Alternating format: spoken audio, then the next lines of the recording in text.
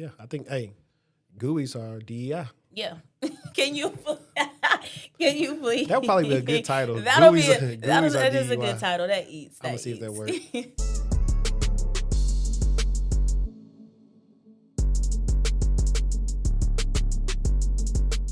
So, how was AfroTech last week? 10 out of 10. It was all about the culture. I have no complaints whatsoever. 10 out of 10. I had some...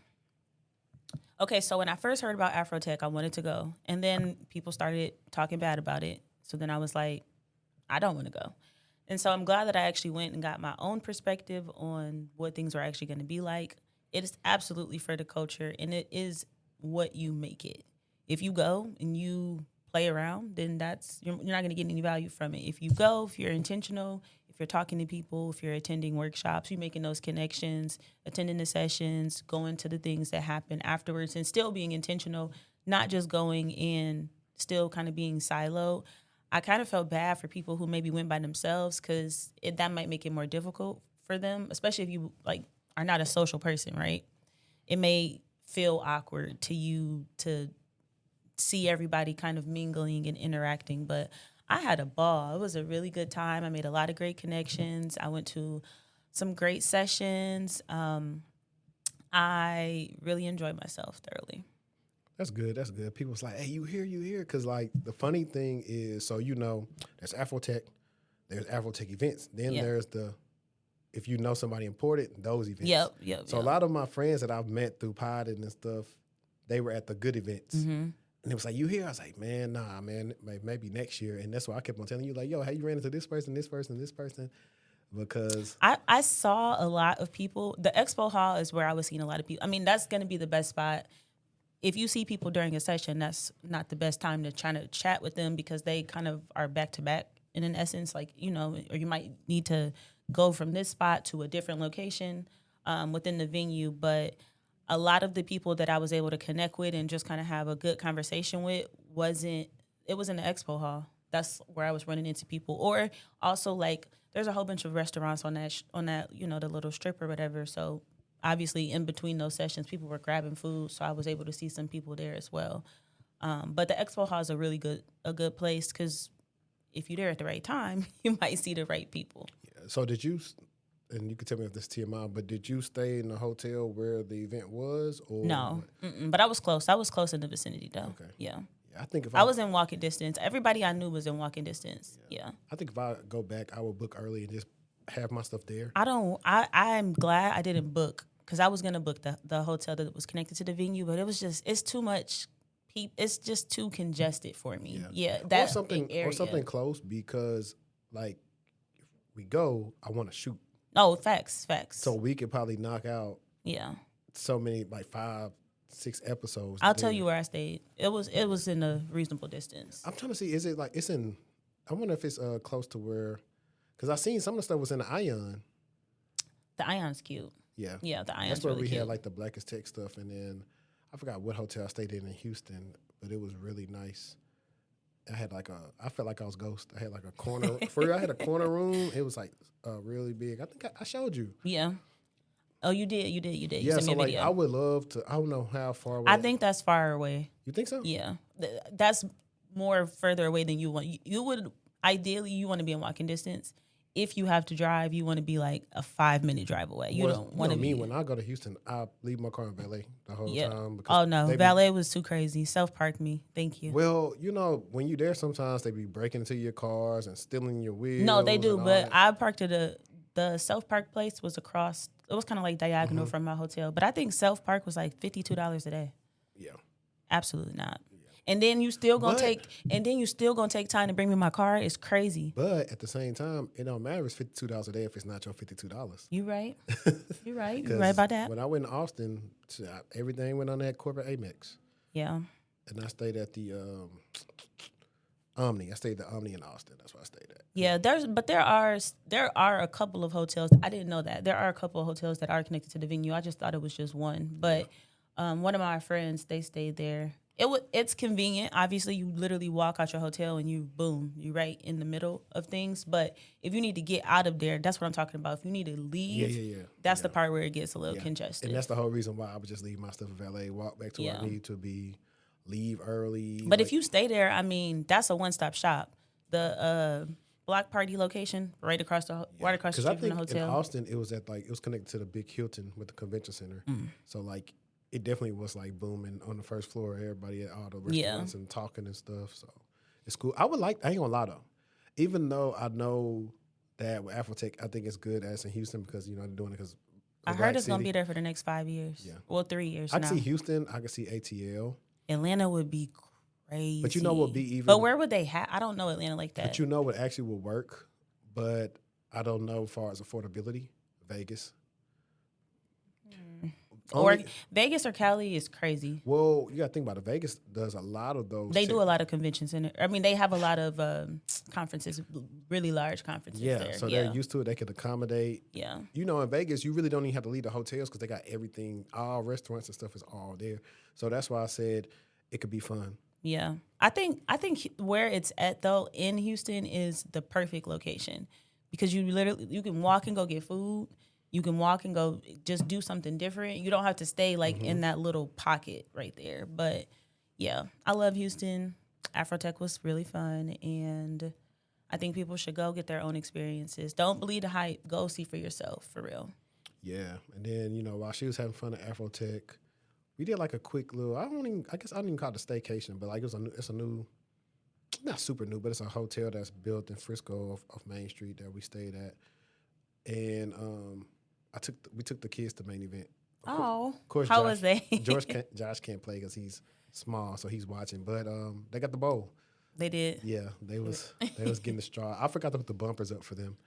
That ain't no fun. No, we did it towards the end, but I forgot. Like I didn't know how to do it, but I think they really enjoyed themselves. We got to play some games, and our freaking Saturday kind of got a little bit messed up because of it took Josh to the emergency room. Josh. Yeah, pink eye. So. Oh, he's good. He feeling good. Yeah, he's fine. I mean, Natalie had it, gave it to her mama, and then Josh had it. The only people that didn't have it is me and Zelly. So.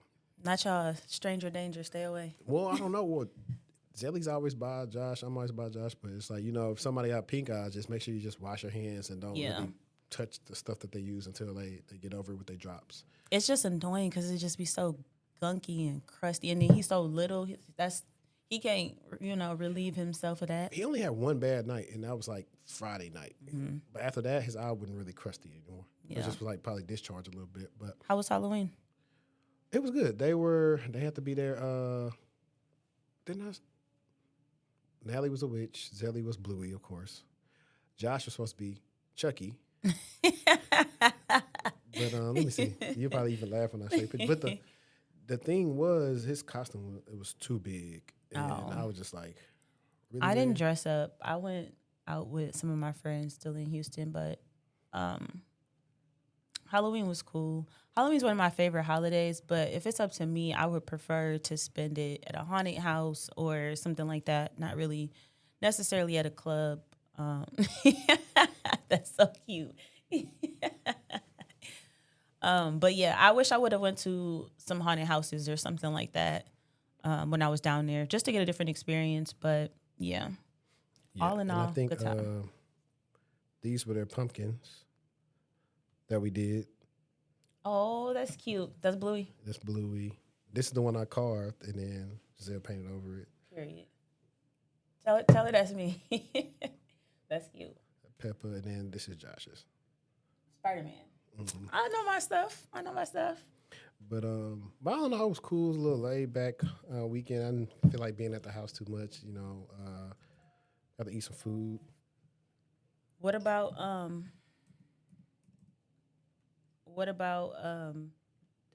I don't know. I wanted to do because I'm a TikToker. I love TikTok. I saw people making scary looking Halloween treats. So I wanted to do some of that. But obviously, if you go on the week of, ain't no time to do that when you get back. It's over. It's November. Mm-hmm. But I did want to make some of those pies that look real horrible. Horrible. Horrible. Interesting. But let's go ahead and intro the pod real quick, guys. Welcome back to episode 194 of the TechTual Talk podcast. I'm your host, HD, and we got Cybershortieee in the building with us today. Hey, y'all.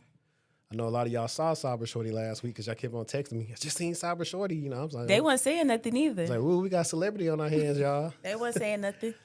But nah, man, appreciate y'all. If y'all still watching with us right now, y'all know what to do. Hit the like button, thumbs up, hype up the video. And then if you're listening in your car right now, leave us a review on Spotify, Apple Podcasts, or any of the podcast streaming platforms you choose to listen to. But yeah, it's been like 2 weeks?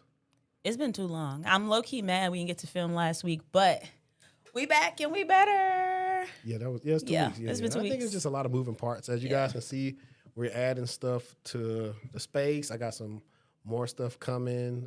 So, you know, in the comments, if y'all like what we doing, let me know. I'll say, if y'all want to donate, I'll leave a link in there and y'all can donate. Absolutely. If y'all watching the premiere, just leave us a super thanks, a super chat, whatever you do. We'll use your donation to get some stuff for the show. But I wanted to start off with another interesting topic. A little context, guys. My baby brother got his first IT internship in college, and he is now learning about working in corporate and dressing business casual. And I thought that was an interesting topic because business casual, the lines are blurred. It also could be based on what company you work at. It could be a lot of different things. I know, like last night, Giselle's trying to go back and forth for me that jeans aren't business casual. I said, jeans literally define the term of casual in business casual. That is the casual in business casual. And she was like, no, it's not. And I was like, well, just because schools and stuff, you know, that's what they do. I'm telling you, it's casual. Literally, I was like, if you work the amount of white men I worked at, 9 times out of 10, they're going to be in some jeans at work in a big polo shirt. I was just about to say with a little vest on, a little vest. But, so, business casual, what is it? Typically, I was thinking about getting us a mirror to put over there. Definition up. I was thinking about getting us a mirror to put over there, so like you check your fit and stuff when it's recording day. But I typically dress business casual. It's very versatile. You don't know if I'm going to a doctor's appointment with my kids, if I'm going to go lunch or dinner, if you don't know if I'm going to work or interview. That's how I like to dress because it's versatile and it's age appropriate for myself right now. There are times when I'm in my sweats or, you know, sometimes I see my graphic tees or something I wear on there or something because I want to be comfortable when I'm podding. But typically, me, I'm in a textured. I don't know. That's a nice shirt. That's a nice shirt, a nice business casual shirt. This is a great example of a business casual shirt. I'm not really a fan of it. And when it calls for it, if there's a dress code, I will follow the dress code. But on my own, I'm going to be more casual than business. And if I don't have anything going on, I don't see the cause for me to bring out the more business side of it. But if I know that something is going on, then I'll put on the appropriate clothes. But I feel like business casual means different things at different companies. Like I've worked at companies where business casual was jeans, but you couldn't wear sneakers. Or I've worked at places where you couldn't wear jeans, so you had to do like a kind of like some chinos or like black jeans, right? That aren't denim, basically. When they say jeans, I'm thinking blue jeans, right? Yeah. So I think it is at the discretion. It is at the discretion of your company because they'll have the policy and it'll tell you what is business casual and what is not, so you know. Yeah. But I think that as time goes on, the lines become a little bit blurred. And I think that women are able to finesse it a little bit more than men are because we have more things that we can wear. Like men don't wear shorts, right? When you think of business, I would never think about wearing shorts to work. Exactly, that's what I'm saying. But women can wear a skirt, they can wear a dress, they can wear pants, they can wear a capri, like they can wear different things. So I feel like we have more options as opposed to like you can have on your jeans. I mean, not your jeans. You have some bottoms and a top on if you're a man. So I think the lines are very crazy these days. But when we were coming up, business casual was no sneakers, right? If you could wear a sneaker, that was explicitly stated, so you knew. You know what I mean? You could finesse. So and the sneaker is important too. I was going to say, so it's a couple of things about that. I'd say for my people that grew up going to like a black church or whatever, business casual is kind of like how you would dress like going to church. Absolutely. But some people, They wear all types of stuff. It's different these days. Back in the day, you would have caught me in like a button down, some jeans, and some like white Air Force Ones. You can kind of finesse that depending on how your shirt look. That could be considered business casual based on what you got. For me, either some khakis or like you said, some chinos, like some Kohan tennis shoes. The shoes is what's going to determine what it is. The shoe is going to make it be urban quickly. Now, if you want to finesse it, throw on some jeans with some dress shoes and a blazer. You straight. Or a blazer, jeans, and some sneakers. You still can get away with it. But I think it depends. And then I think I pay attention to kind of stuff like that across different cultures. Things are different. Mm-hmm. Like I started a job before, and there were a lot of folks that were from Asia, and they had like crop tops on, and I was like, whoa. I wasn't expecting that, but it's cultural differences. They're literally not from here. That may be how they dress over there. And so based on culture, so what I'm seeing now is that a lot of people who are not necessarily brown skin are wearing Air Forces, and that's their everyday work shoe with anything. Doesn't matter what it is. So that didn't used to be the case, right? Yeah, nah.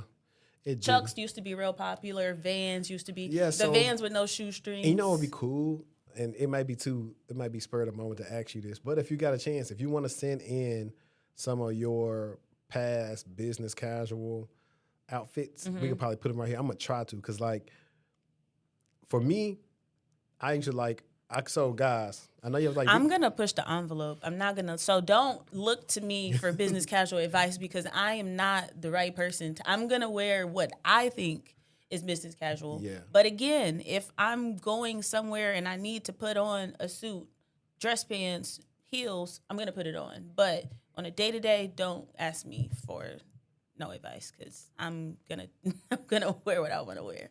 Nah, for sure. Yeah. I think so.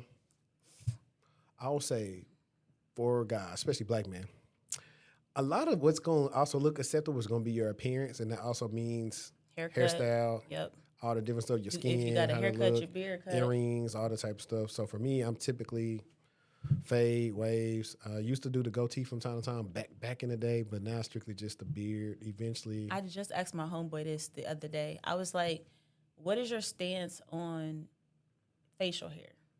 And I ask a lot of black men this, and it's difficult because they're further in their careers. They're not just starting out. But everybody did tell me, every black man, that when they interviewed, they were clean cut, and men with full beards. And I was like, well, why?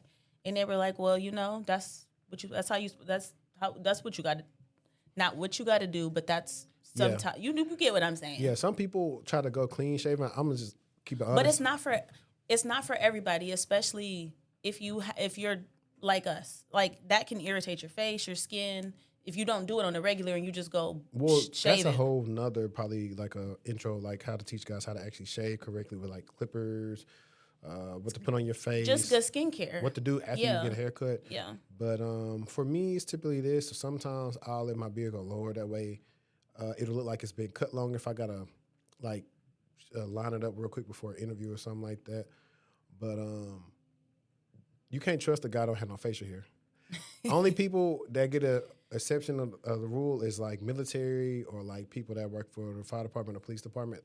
Well, I'm talking about men that got full, and I like, yes, you're full, but I mean like long. Oh yeah, no. Yeah, you know what I mean. I did that after I had a job before, but you typically find like white guys. They typically had that. And they do be long. They do be long. They interview with like all type of stuff, and that's, you know what.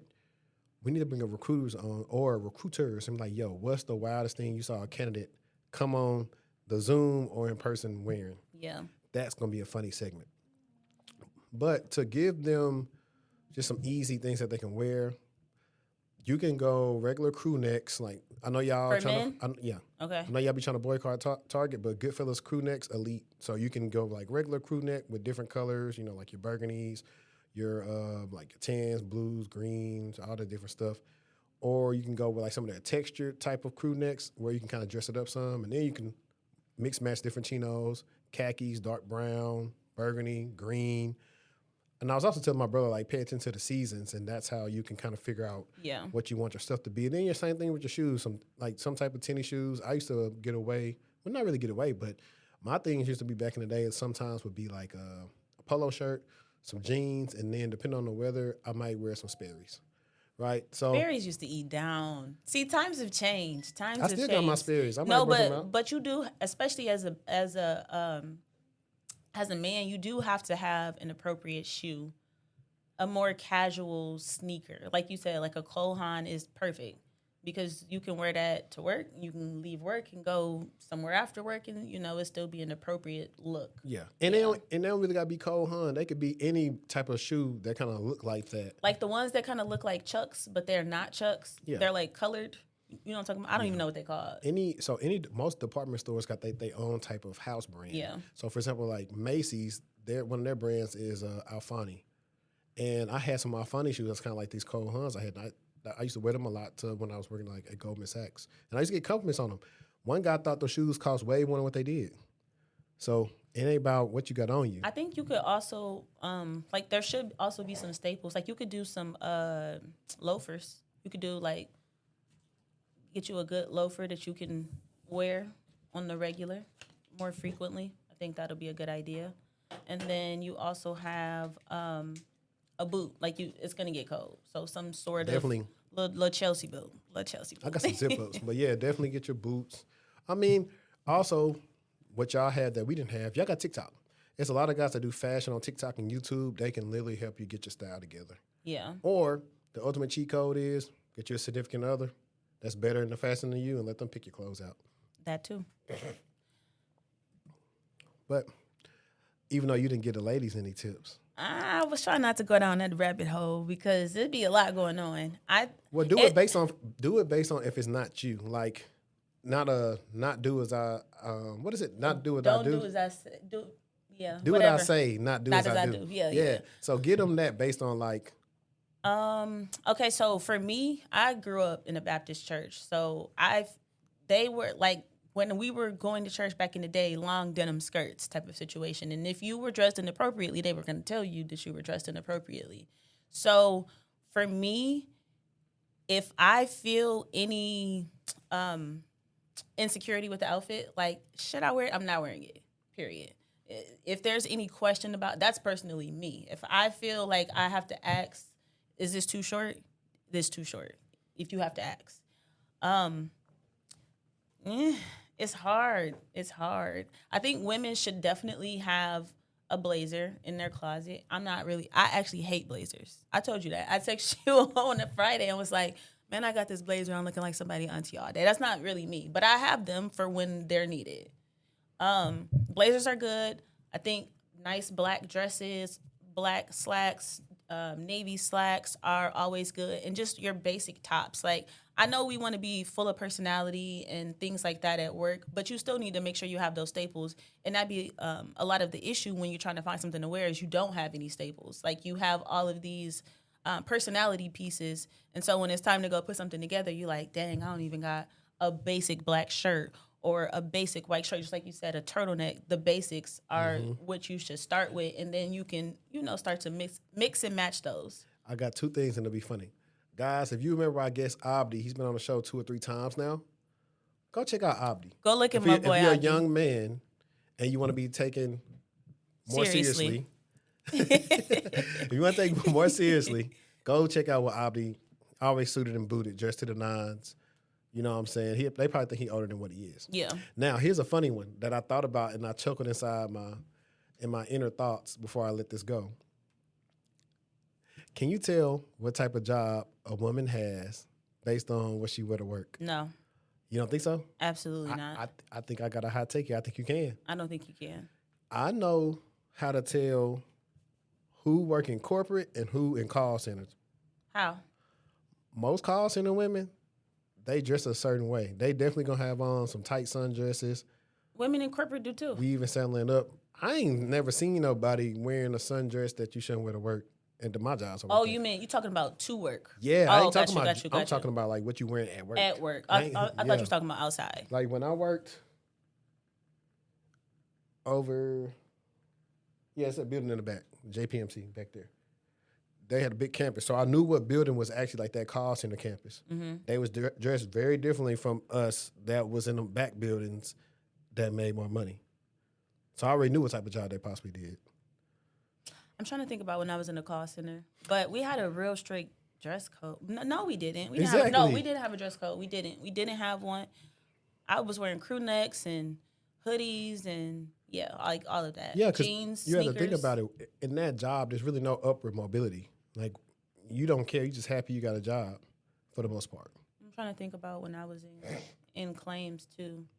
I feel like it was more of a dress code there, more of a like.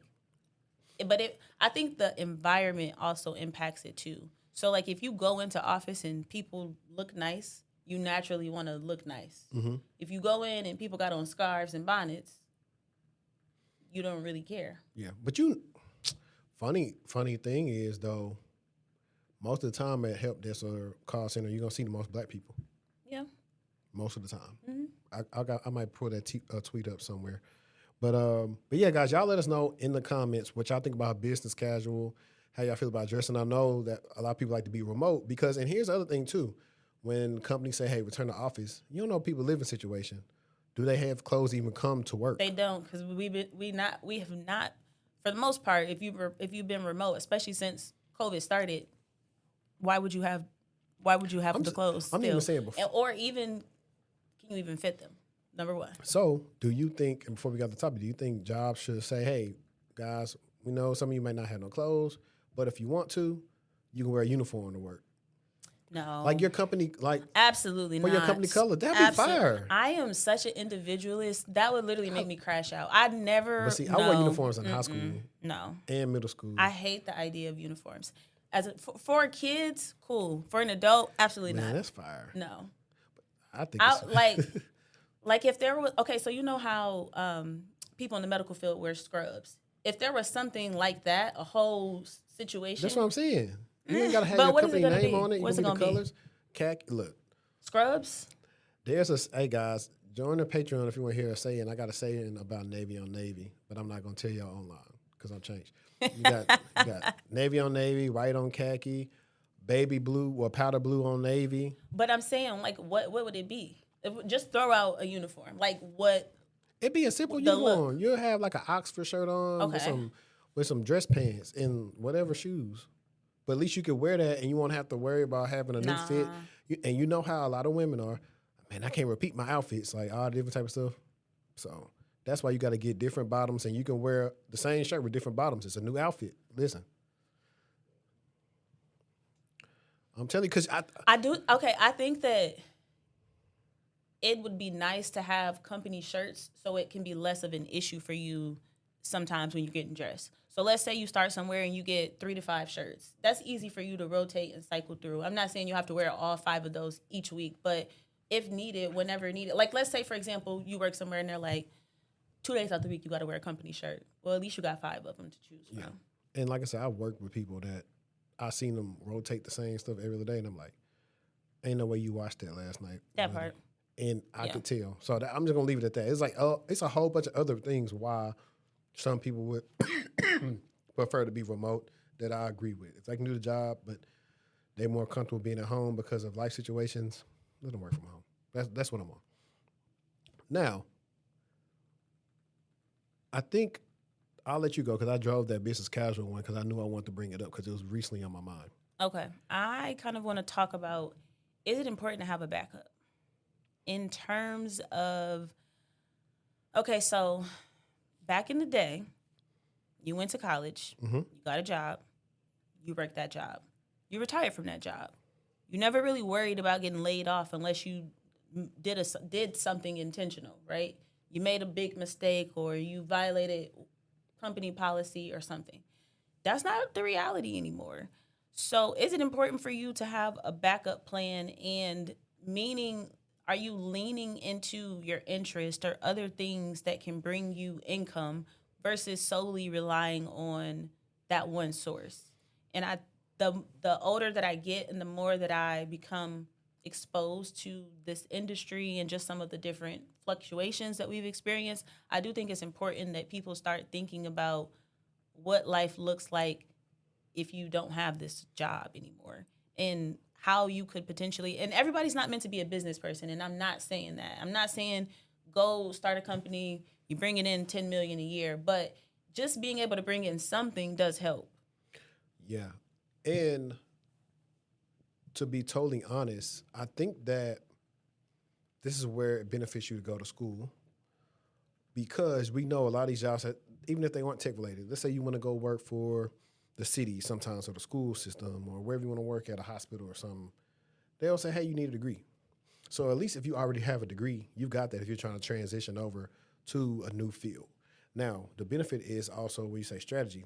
I'll take me, for example. When I got out of school in 2013 and I had to go back to Target, I was like, if I don't land nothing by such and such date, I'm going to hit my family up and like say, hey, when is the next academy date for getting into the fire department? Because I knew that's something I could do. And I also knew with my degree that I also get paid more than some of the other people, because they reward you for having a degree. You would get like, I think 500 more a shift or something like that. I forgot what it was. But that was going to be my backup plan. I was saying, or I could go, it was just another, Yeah. I could have also, since I had the degree, I was at Target. I had worked there for 3 years through college. I could have became a ETL. And for people that don't know what that is, that's the executive team leader. They're the people that's over the team leads. And so they're the ones that get pretty much the six figures working in retail and Target. So I knew I could have did that. I knew, hey, I can get $70,000, $80,000 from Target if I apply to this ETL position, because I've been here for so long. Mm-hmm. So I kind of had worked out these different things if something didn't work. So, but those were my, plan B, C, 1B. D. No, it wasn't even that. It's everything is, plan A, plan A, B, A, B, A, B, A, B, C, whatever you want to call it. So that's what that was. But I agree, though. A lot of people don't. And then that's the reason why. And then when the time comes, and you're starting to try to figure it out, and sometimes you gotta invest some money into starting whatever that is. But if you try to start that in the midst of the crisis, when you're trying to keep the money that you're not bringing in anymore, I just think that people should maybe consider alternative things that they can do to bring in income if push does come to shove, because things aren't the same. We're not promised to retire from the companies that we work at like we were 25 years ago. Yes, no, that's facts. And I would say that, and that's why it's important to pay attention to what you even get a degree in. Oh, absolutely. Why nobody told me not to get that degree in criminal justice? Well, when they say that, I always They ask ain't tell people, me. I say, what you plan to do with that? What do you plan to do with kinesiology? What do you plan to do with these degrees? Because you're spending all this time studying this stuff, and then you can't really get a job after it. And that's why I'm on my baby sister right now, because she's a senior and she's thinking about, I forgot, she don't know what she want to really major in yet. And I said, yeah, I know it's hard for, hey, right now she's 17, for a 17-year-old to figure out what you want to do for the rest of your life. It is hard. But this is going to take some research. I've been trying to also, get her, like I'm saying, hey, look, I stay down the street for UNT. Don't try to keep it strictly to Louisiana, because you have to think about what happens after you graduate and what opportunities you may have. So I've been telling her, hey, look at some of these schools out here. I know that she don't want that. And it's one of the things where, a lot of kids, they want to go to school with their friends. And I'm like, I did not go to school with my friends, and it worked out for me. I knew if I went to Michigan State, I was going to flunk. I knew it. And when I went and did the college tour, the campus was way too big. Yeah. As soon as we got off the bus, I was like, I'm not going here. I'm going to crash out up here. Like, yeah. It's not going to be conducive to my education. Yeah. And then, like, I think, you just got to think about after school, and what's good for them may not be good for you. No, facts. And facts. So that's the thing I've been trying to drive home to her. I was the same way. Like, I pretty much was the one that stuck to it and said, I'm going to LA Tech. I had some friends that they came there, but the people that came initially, like, with me together, they ended up doing different things. One went to the military. One, I don't even know my boy yet now, but I knew regardless I was going to stay there, because that was the best spot for me because of affordability. It was like an hour and 15 minutes away from home. If I need to catch a ride, I can get home. Like, it was a whole bunch of stuff that I actually planned that out. And while I'm talking, this is another reason why a lot of boys, and I can't say girls, are not really equipped to be adults, is because their parents are doing everything for them. Going to college make you figure out how to have conversations, because the first conversation you need to have is with financial aid. And everybody done had something happen with their financial aid. So if you don't know how to resolve and use those skill sets to get yourself out of situations and to figure things out, because it's you. If you don't figure out why the payment not there or why the money isn't there, listen, stuff like that. I agree with you 1,000%. College is not just about the education; it's about growing as well, because you are exposed to some my of those first different quarter, things. based on my mom and them being black, and I did bad my first quarter because I didn't have all my financial aid. I couldn't get some of my books, and so it was rough. But I was like, I'll come out top. You know, if you need to get your GPA up, take something like bowling. I think I took a class called Reading 200. Reading 200 got my GPA up there, but you know, you got to do what you got to do. You do. You absolutely do. I think that I was going back to the criminal justice thing. There's nothing wrong with having a criminal justice degree, but it's just like, what are you doing with it? And for me and what I wanted to do, I didn't need the degree. So I wish that people would have been like, oh, well, did you think about this or did you think about that? Because at the time I wanted to go to law school. So why are you not majoring in law? Like, make it make sense. Yeah, nah, for sure. But definitely have a backup plan. It always helps. Just do your research. Look at the trends. Use the what is it called? It's the Bureau of Labor Statistics. Yeah. Use that to kind of look at trends where you see spending at. And we got an article that's coming up that's actually going to talk about like some jobs that may like survive like the AI push. But before we get into that, one of the more interesting things that I want to talk about was there's a company called Sygnia, and pretty much they are a cybersecurity firm. They pretty much help companies recover from cybersecurity incidents. And in this case, they had, actually it's two people involved, but in this case, this guy's name is, and I bookmarked it, but I got an article that kind of goes more in depth on it because I found a cool new site to, well, what's it called? A new profile to follow on X. What's the guy name? His name is Ryan Clifford Goldberg. And a digital forensics and incident response manager at Sygnia, he is one of the 3 insiders accused of cyber crimes. He allegedly conducted cyber attacks using Alpha Black Cat ransomware. Goldberg and 2 other insiders ran ransomware operations since 2023 while employed at cybersecurity firms. After an FBI visit, Goldberg confessed he now faces up to 50 years in prison. Ooh, 50? They giving him the hammer. Man, you know what's funny? But I think that people, especially when you look like us, you tell somebody that I work in cybersecurity, right? First thing they think is you're a hacker, right? Mm-hmm. And then first thing they start asking is stupid questions. And you have to have a lot of integrity and strong ethics to work in cybersecurity. No, facts. That's one of the first things you have to do. No, it's and if you are somebody who is unethical, for the most part, that's how you live your life, this is not for you. And the thing about this that makes it interesting is I want to keep up with this case as it unfolds. Is how are they doing this? Because like I said, technically he wasn't doing this at work. So when you want to have your insider threat programs or anything like that, that's typically for your environment, not for what you're doing outside. Like you're talking about insider risk. Yeah. Yeah, so that's why like it's really interesting because this gets to the point where companies now, a lot of people say like I'm being intrusive because you're trying to see what I'm trying to do too much, but I kind of understand because now their reputation is at risk. Hey, we hire these people that do things and conspire against other, like we do stuff to the companies we help. And that's what I read from in this article, and I'm gonna just touch on it, and then we could kind of get on to some more. Let's see. U.S. prosecutors have charged 2 rogue employees of a cybersecurity company that specializes in negotiating ransom payments to hackers on behalf of their victims with carrying out ransomware attacks on their own.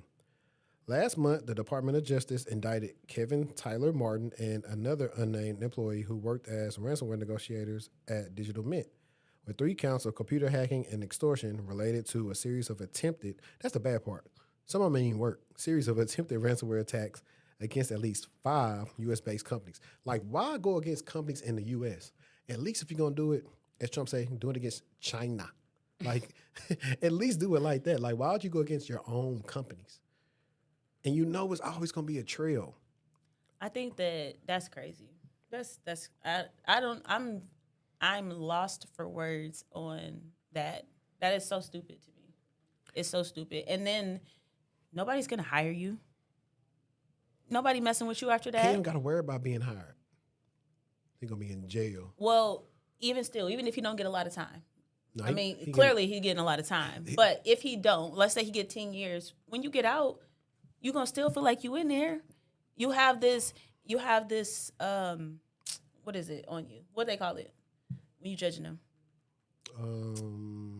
Now you have the people have these. Talking about too. I can't you get talking about like a preconceived notion? Yes. So people have these preconceived notions about you. It don't matter if you served your time. They're not going to be like, oh, he cool.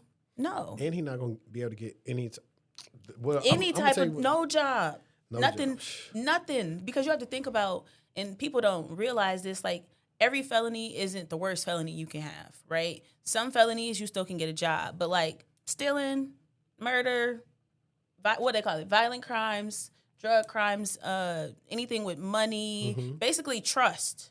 Again, if a company can't trust you, why would they want to hire you? Facts.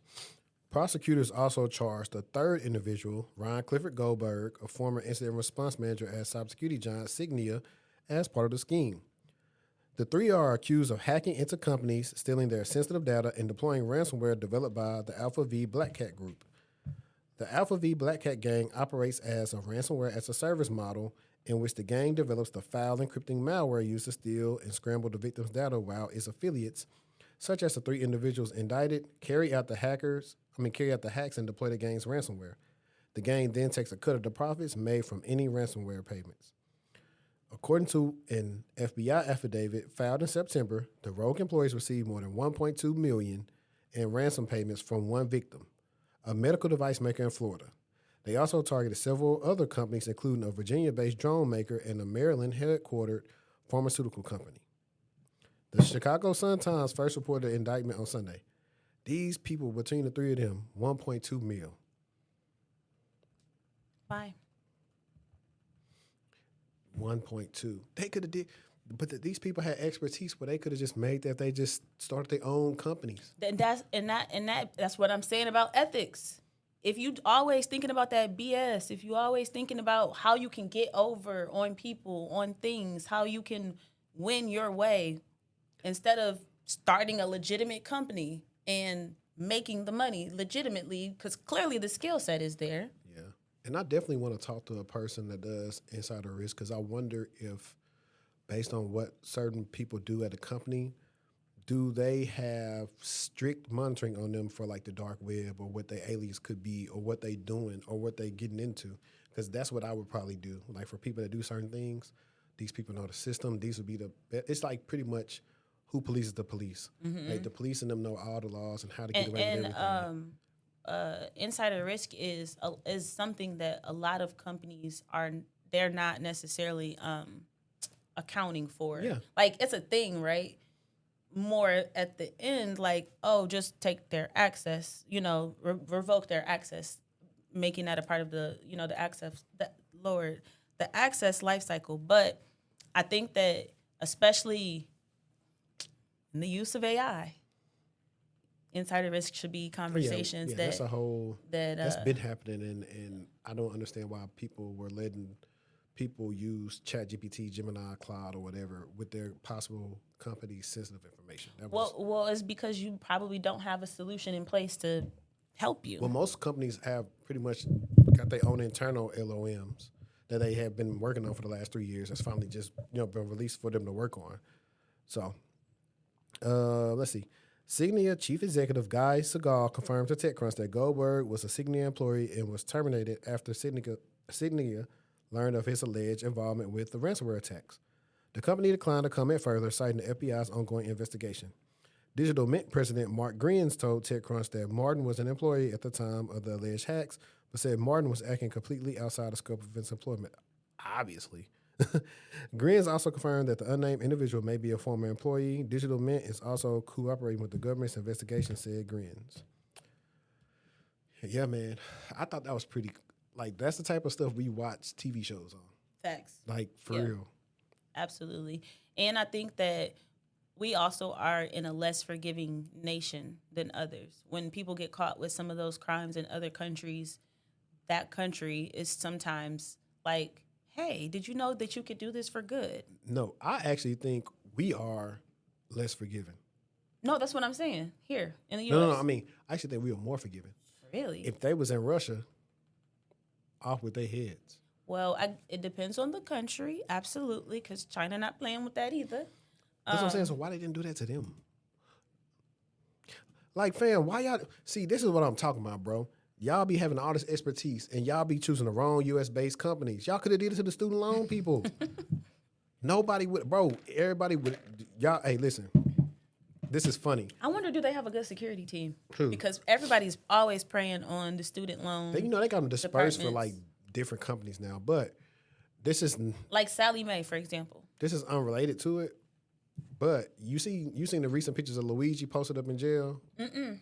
Luigi posted up. They said he'd been listening to King Von and stuff. Can you please? I promise to God, if you type in Luigi right now on X, I'm not doing it. But yeah, like you would be looked at as a martyr like Luigi if y'all do stuff. Be responsible with y'all powers. As Uncle Ben said on Spider-Man, with great power comes great responsibility. That's like that's how you sum up cybersecurity. Because even if you're not doing that, there's so much stuff that you can do that you shouldn't do. That's the whole reason why if we bring it back in the scope of a company with insider threat, there are people, like for example, if you work on a messaging team, if you wanted to, you could go through and just look at what people talk about in the emails, but it's unethical.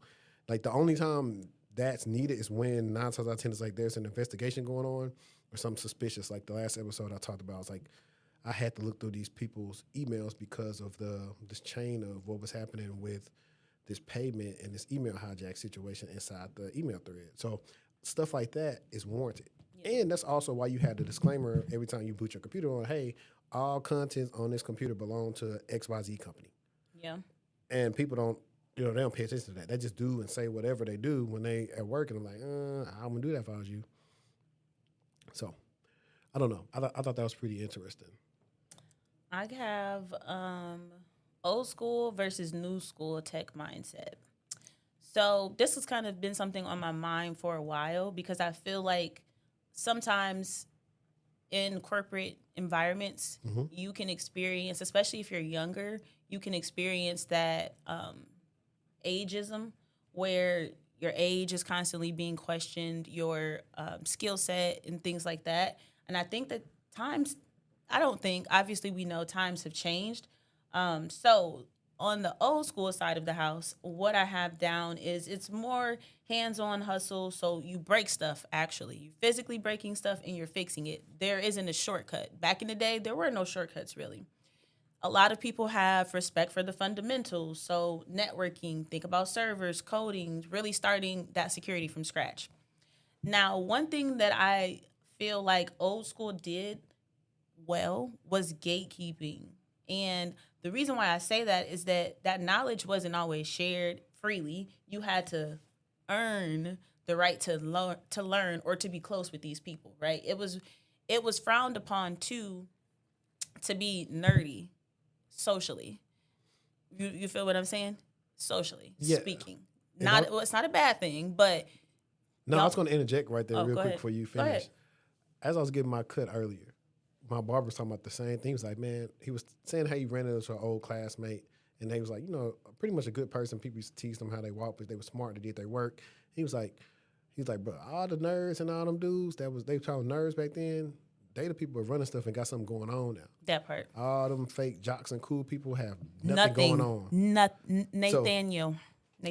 So if you get picked on, just keep doing your work. Do your big one. Do your big one for sure. And then it was a lot of manual versus automation, on the old school side as well. So do it the hard way. That was like a badge of armor that you got to wear because I did this from scratch. I did it the hard way and I figured it out. If you couldn't subnet by hand back in the day, they probably was laughing at you, right? We don't need to subnet now. We don't do that. But I'm saying today we got calculators. You can Google it. You can chat GPT. You know what I'm saying? There's a lot of different tools available. Now, on the new school, tech mindset is access over gatekeeping. So you can literally learn anything you want from anywhere you want. YouTube, TikTok, LinkedIn, Udemy, Measure Up, U-Certified. Like you name all these different platforms that you can use to grow your education. You also have like this abstraction, automation and abstraction component to it as well, where everything is a GUI, and that's the difference. everything was not a GUI back in the day. Oh, yeah, for Today, everything is it's a GUI everywhere. We got APIs. Do you want to explain to them what GUI is? Graphical user interface. So the best way that I try to explain this when I'm teaching my students is that, when you open up a command prompt, right? That is not a GUI. Why? Because you can only use your keyboard to navigate in your system. A GUI allows you to use your mouse. And that's like the way I describe it. So, and it has actual graphics. Exactly. It's more user friendly if you're not technical. Yeah, I think, GUIs are DEI. Yeah. Can you please? That'll probably be a good title. That DEI. is a good title. That eats. I'm going to see if that works. New School also believes in community learning. So we got boot camps, Discords, and you have creators who are all making this content extremely accessible versus what it was in the past. In the past, you had to show somebody that you was worthy of even being their mentor or mentee before they took you on as, that role. And then we also have speed versus depth. Now, sometimes folks we've talked about this time after time, they're chasing certifications over true understanding. Just because you passed the Security Plus does not mean that you're ready for the job. And I'm saying that because you can go find you a brain dump or something to just help you pass, but do you really know how to answer these questions and have these conversations and what these concepts mean in action? So I think that old school and new school is clashing when it comes to our work ethic, and our efficiency. Old heads see shortcuts as laziness, right? New heads see them as being more innovational. Then we have egos versus collaboration. One side says, we built this. The other side says, well, we're making it better. And then we have a big knowledge transfer gap. The experience isn't getting passed down enough. And I know this to be true is because you'll see, for example, let's say we have a company and all of our engineers are about to retire. Why are we in that predicament? And we know why are we in that predicament?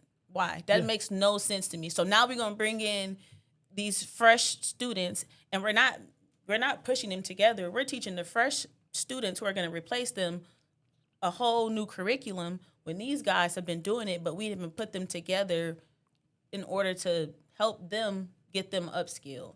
So things like that, I 100% agree. So I say this all to say that we need both in the room. One of them has helped build the foundation, and then the new folks are really there to help push that foundation forward, to be more innovative, to be more curious, based upon what we're seeing today.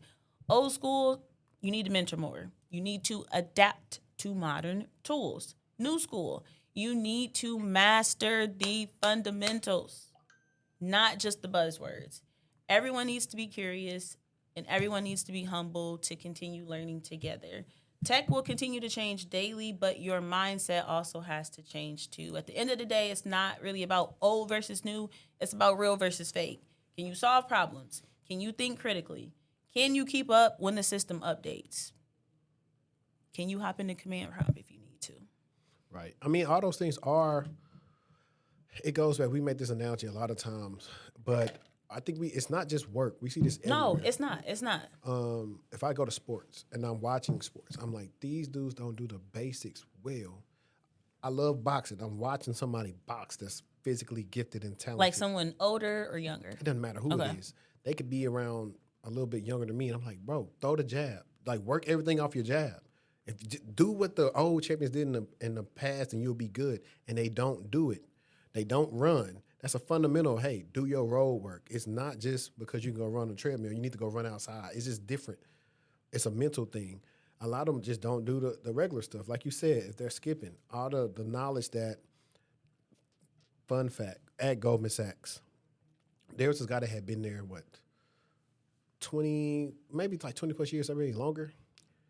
He knew everything, but it wasn't anywhere that you could find his information that he knew. So you had to get close. You had to get close with him, and he had to like you for him to share it wasn't that with even you. that. It was just he knew all the stuff, but nobody ever took the time down to say, hey, how about you start putting some documentation down for this stuff you know about this process? So that made it tough.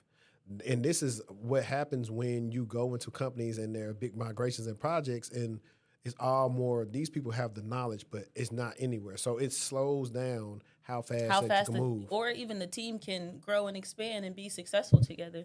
I think if you are the person on the team that's been there for a while and you see someone new coming in, I always think that it's kind of you to welcome that person in and ask them what they need help with, or even help them be like, hey, I've been doing this for 20 years. My advice to you would be to do this over the next 30, 60, 90 days or something of that sort. Obviously, you might get that from your leadership, but it will speak to your character. Like, it's just a good skill set to have in this industry, to not be the one to let your teammates struggle. I mean, and I'm not talking about doing their job for them by any means. And then I was going to go back. There are most companies, and if y'all still with us right now, I want you to think about this at your own job. A lot of companies don't even have progression plans for you. It's like your job, but it's nothing to say, hey, in 2 years you'll be at, senior level. 5 years you'll be principal. And then these are the couple of routes you can go based on your experience and what you can do in the company, because we would love to retain you. They do not plan to retain the talent, and that's why you have all these issues with companies aren't really hiring people that don't know zero anymore. They're not. So then when the people who know everything leave, you can't find a replacement because you haven't helped them out in the workplace. So now, or even when you bring the replacements in, you're not meshing the people that are about to be replaced with the people that are replacing the people that are about to be replaced. And that's important because, yeah, you can teach me, but they're actually doing it. Yeah, it's crazy. Like, I know, like, fun enough, like, I was talking to a recruiter the other day, and they were recruiting for a role that's been over for a year. And in my mind, also, was like, y'all don't got nobody good enough on y'all team to promote to this role? Apparently not. They didn't even probably ask.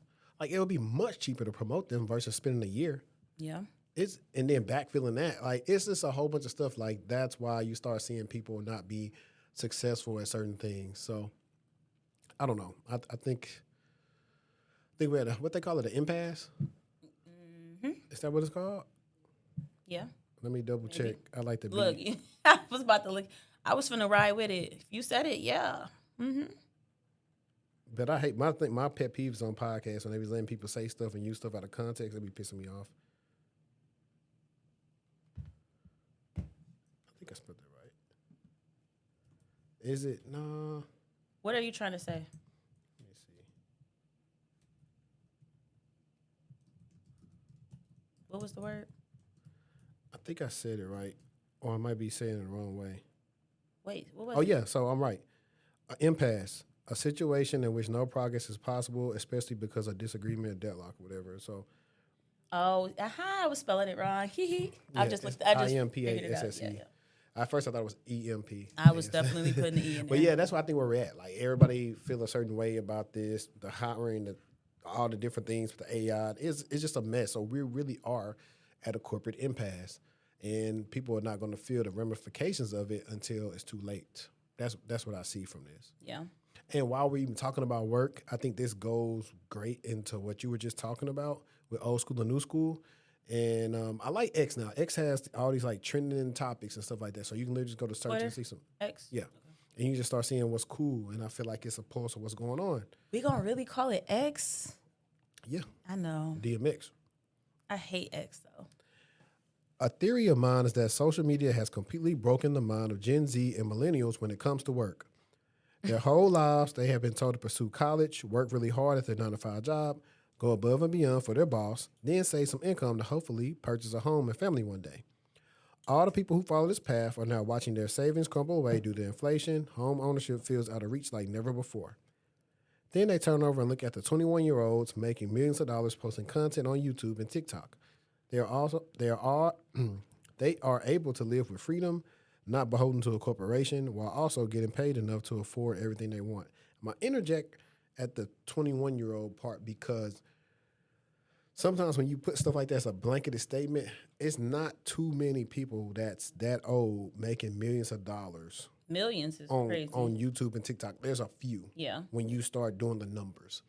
And so that's what people got to be careful of when they are trying to compare themselves to a Speed, a Casanet, all the people in AMP, all these guys, they're like, when you think about it, AMP, I don't know how many members it is, but let's say, for instance, I think it's like 6 of them. Say it's 6. So that's 6 people out of however many, whatever their demographic is. Or we talk about RDC. Like, I remember when RDC first started off almost like 10 years ago, probably longer than that. And it took them forever to get to where they at. Like, yeah, now they're making money from DreamCon and the live streams they're doing, and they've been making money for the skits or whatever, but they put in a lot of work to do that. So I also don't like it based because we make content, and I've been doing content just about this for 5 years, and it's not easy. No, it's not. It's not easy at all. I mean, it's easy to make the reacting content, but so I just want to interject right there. No, but let's stay here. Mm-hmm. I think that is the thing that is gonna hurt people, because you're still being told to go to college. And I'm a college advocate. I think everybody should go, but it ain't for everybody. But I think that it's just sad. It's sad to know that you worked your butt off for these 4 years and you might struggle to find a job for 2 or more. Especially if you start the job searching process when it's time to graduate. Yeah. But also, to go back in the way you're talking about, what's the difference between them seeing the streamers versus when I was seeing dudes that was like a little bit older than me be rappers or whatever, and they was making millions of dollars. It was only a few of them. That's why I always knew, hey, that's not realistic. You gotta. But I mean, we were still. I mean, they weren't streamers for us. They were YouTubers, but they probably were making. No, I'm not even talking about YouTubers. I'm talking about just rappers, celebrities. Well, I'm talking about Gen Z. You know, with the whole social media, I want to make money. I want to do this off social media. I feel like the thing is that we didn't know how much money people was making on YouTube. The YouTubers weren't telling us. But that's because they really weren't back then. Exactly. That's what I'm saying. So it wasn't, we was on them. We was on YouTube. We was watching the videos. We was doing all of that. But it wasn't so monetized. And so once it became monetized, 1, and 2, people started talking about how much money they're making, then it became lucrative. Yeah, well, I mean, it's still lucrative. If I bring up the stats about like influencers and social media, like it is, they're especially still if you're investing doing into it. Especially if you're doing it right. I mean, some people don't have that's like a subjective thing because, like I said, there's some people that do number. Well, by right, I mean you're consistent with it. You like a full-time content creator. Like when that's the life that you live in. Yeah, but I mean here's the thing though. There are so many people I've seen struggle streaming, not getting views, not good at that, not investing in that. A lot of them people are not going to be good at it anyway. These same people wouldn't even be good in life because they take the same qualities that make them average in life on YouTube or wherever thing they on. So it really don't matter. But let me finish it and then we can talk about some more. People see this and start questioning themselves. Money doesn't feel real in an economy where there is so much bifurcation between the have and the have-nots. The point of a job becomes meaningless. You fail to find purpose in your life anymore. And while these millionaires are the outliers, their content is the one that shows up in your feed over and over again. It is truly detrimental to society, and I'm not sure anyone has a real solution to fix it. So, this is funny because it's a meme talking about me getting dressed to go to work when there's an 8-year-old YouTuber that made $26 million last year. Like, it's the Nike Tech for me. Yeah. But I think here's the issue, though. Social media. A lot of these kids are not outside touching grass. No, people and kids. Nobody. Okay, I'm not saying nobody. That's dramatic. Yeah. But you get what I'm. People are not doing things. The things that we find joyful involve forms of technology in some way, shape, or form. Yeah, but I think, like I said, a lot or social media. I'm not gonna say technology. Social media. Gen Z is a generation that just grew up strictly with social media. I know this stuff ain't real. It started. Most of the stuff started in the pandemic. A lot of these kids who were young are now probably adults now. They learned about men and women dynamics from social media, not realizing that's not real. Mm-hmm. Bro. They are saying stuff to either pander to this way to get paid, or sway you to that way to get paid. It's not real. Like people getting chose in real life. You getting fat people, big people, ugly people, people with no hands, one leg, everybody getting chose somewhere. But echo chambers and what everybody's talking about on social media permeates through the young kids' mind because they don't have enough life experience to know that this is not real. And I was just about to say that same thing. Even us, being creators, I think we see plenty of stuff that people think is legitimate, but we know it's not legitimate. Oh, yeah. So I think it's also confusion on what is legitimate versus what is not legitimate. Yeah. I mean, for sure. But you seen, it's funny enough, that China is passing something that's going to start making I people, did. I reposted that on my story. Let me see if I know I liked it or yeah. something. But yeah, they're going to make people, okay, cool. You say you got all this money, prove it. Or no, it was you have to have a degree in order to talk about certain topics or something like that. Yeah. Which I ain't mad at because I got my degree. Yeah. No, I ain't think it's mad. good because anybody, that's the one thing that will get you on YouTube. Like I said, people on YouTube use the same stuff people use to do MLMs. Like it's a guy in my text line right now that's been bothering me about trying to come to an event. I already know that their office is like right over there. I know exactly where it is. And they called me the other day while I was on the way to do something. And Buddy was like, what did he say? He was like, yeah, man, we just inviting you to an event that's about financial literacy and yada, yada, yada. And we're not trying to recruit you. You know, if it's a fit, we'll do something. I'm like, bro, I'm good. I already told y'all that's not what I'm on. And he's like, we partner with companies like Fidelity and stuff like that. I was like, the people that work at those companies are making the money, not y'all. And they was like, oh, we the money team, because I hear them being coached in the background. And I'm like, in my mind, if you have to say you're the money team, you're not the money team. You're not Floyd Mayweather. Yeah.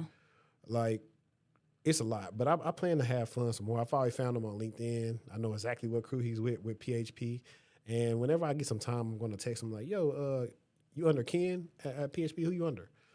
And then it's going to like start doing it on them. I'm like, I'm the one troll, but I'm going to try to educate you because I'm like, if you want to sell insurance to make money, I got friends that's in the actual industry that do not recruit, and I can help you want to make money a legit way. Yeah. You make more money actually doing the right thing versus trying to recruit people and not make money at all. I don't understand. I don't mess with all of that foolishness. Yeah. I want you to talk about the H-1B. I think that would be a good one. Yeah, so where is it? So, guys, if you are unfamiliar that, with the H-1B talks of Trump making it be, like, I think, $100,000 to retain H-1Bs. I think it was more than that. It was 200. I could be lying, but I thought the number was big. Anyway, Canada makes another run at luring top tech talent from the U.S., and essentially what they're going to do is undercut whatever the H-1B price is to take all them guys and bring them to Canada. Canada is hoping to poach top tech talent from the U.S. with the new accelerated immigration program for H-1B visa holders, even as it reels back the number of new temporary residents allowed into the country.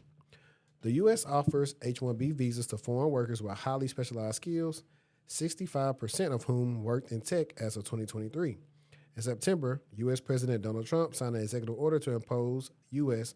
$100,000 fee on businesses looking to hire a foreign worker under the program as part of his America First agenda, arguing foreign talent was displacing American workers.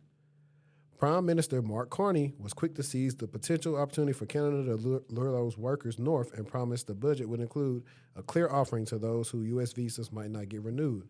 These are people who have lots of skills that are enterprising and they're willing to move to work, Carney said at a September press conference in London. And let's see, I'm trying to get into the more important stuff. In reality, the people who are in the U.S. are very keen to stay in the U.S. and get their green card, said Andreas Pellinder, founding partner of Borders Law Firm in Toronto. In 2023, Ottawa launched a similar program as part of a tech talent strategy, offering open work permits to H-1B visa holders living in the U.S. Though the program reached its cap of 10,000 applicants within 48 hours, only 1,600 applicants on a new work permit actually arrived in Canada between August 2023 and December 2024, according to the data, the logic obtained from the Federal Immigration Department. When it's time to actually come into Canada and make a whole move to a new country, they did it. And let's see. That's a lot of this. So, what is this? Immigration Department officials said they hope to learn from that experience when designing the new program proposed in Tuesday's budget, which is part of the government's plan to attract top talent from abroad while establishing more sustainable immigration levels. McCall Scooter, I don't know how you say this, Scooterwood, an economics professor at the University of Waterloo, has long argued that a less convoluted immigration system would eliminate the need for special programs like the one set out in the budget for H-1B holders because Canada will easily be able to skim the best and brightest immigration candidates from a ranked list of applicants. We talk about uncertainty on the business investment side, which is a huge problem. We're doing the exact same thing on this kind of immigration side, creating a massive amount of uncertainty for people that's totally unnecessary, he said. The move was lauded, however, by tech industry groups like Council of The move was lauded, however, by tech industry groups like the Council of Canadian Innovators and Build Canada, an organization of tech leaders launched earlier this year to influence government policy, which pitched the idea in September as a way to attract global talent and stave off attempts by U.S. firms trying to poach Canadians. The government said the goal is to reduce the number of temporary residents to less than 5% of the population and to restrict new permanent residents to less than 1%. The Liberal government also hopes to make sure that more of those new permanent residents arrive through the economic immigration programs to help spur growth. So that's that. I thought that was pretty interesting.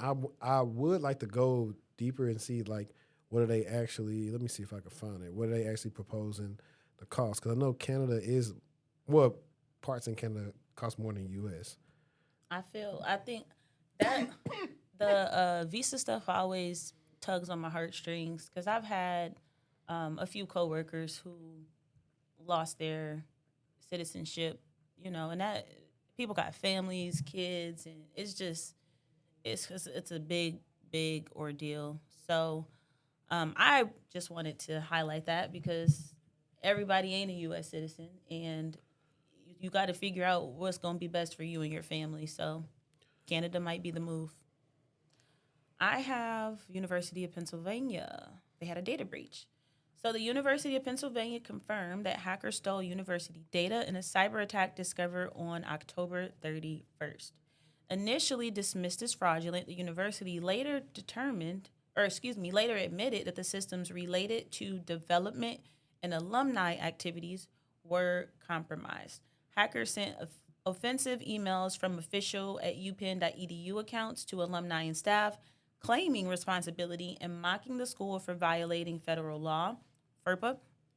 The breach occurred through a social engineering attack, likely phishing, which allowed access to Penn's internal systems.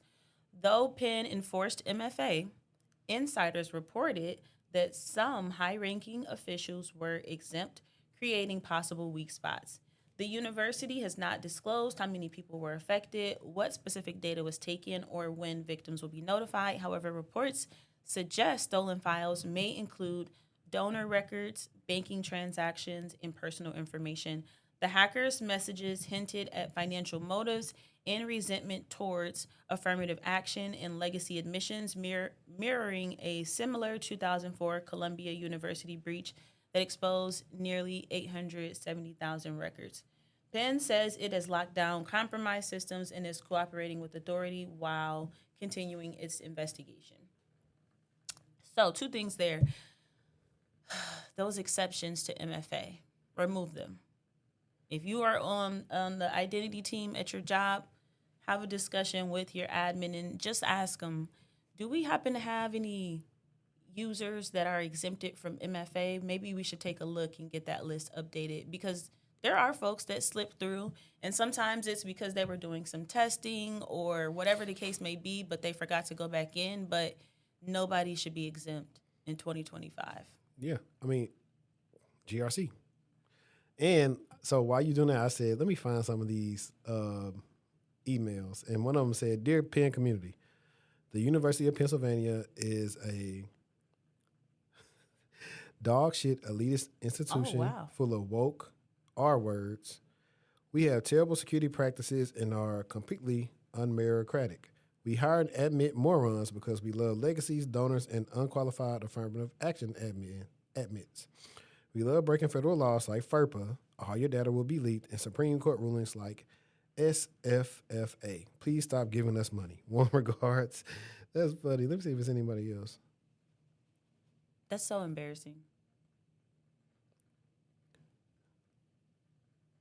Yeah, so I'm trying to see if there's any other different ones that came out. Because everybody shared that same one.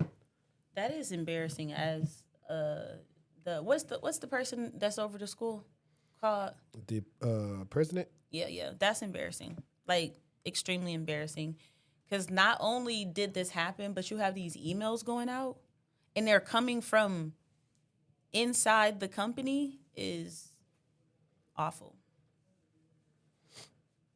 Yeah. Awful. Yeah, I thought I wanted to talk about something a little bit more funnier that people can laugh at. It's really a question.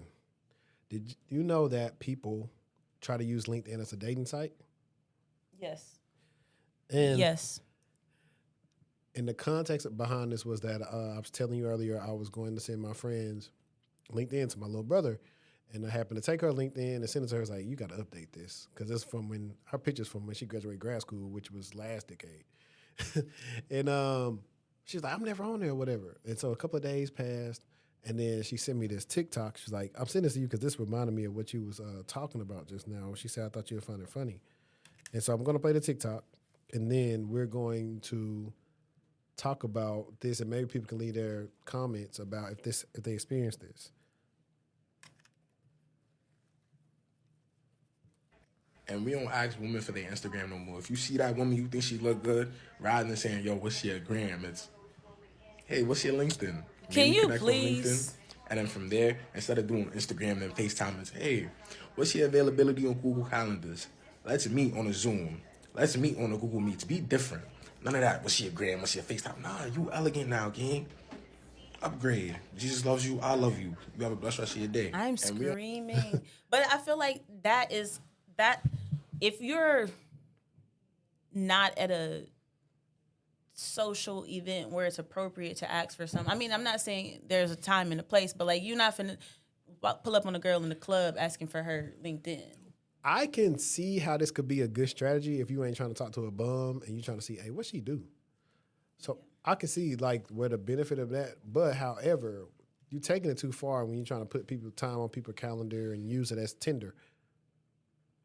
He was better off not making that video and just doing it. I think he was being funny with it. No, I get it.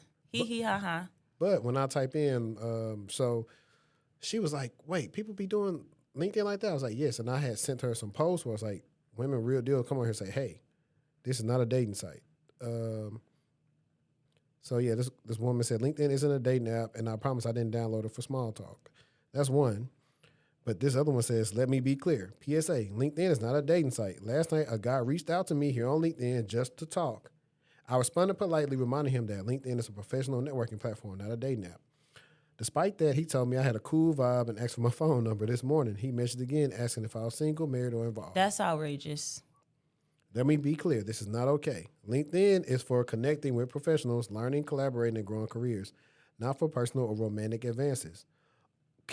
Now, I always tell people words mean something. Unwanted personal inquiries make people uncomfortable and undermine the integrity of professional networking. If this happens to you, don't engage further, block and report the account. Protect your personal boundaries. Your professionalism deserves respect. Now, I disagree with her with reporting the account. Just block them. Yeah. I don't think you got to get somebody's LinkedIn account taken away because they were trying to shoot at you. However, there's a thing called reading the room, women and fellas. Don't try to shoot a half-court jumper when you hadn't even made a layup yet. Yeah, and then if they're being, what's it called? You come back again, you doing it again. Like she said, he sent her 2 messages, and then that 2 turned into 3, 3 turned into 4. What's the word?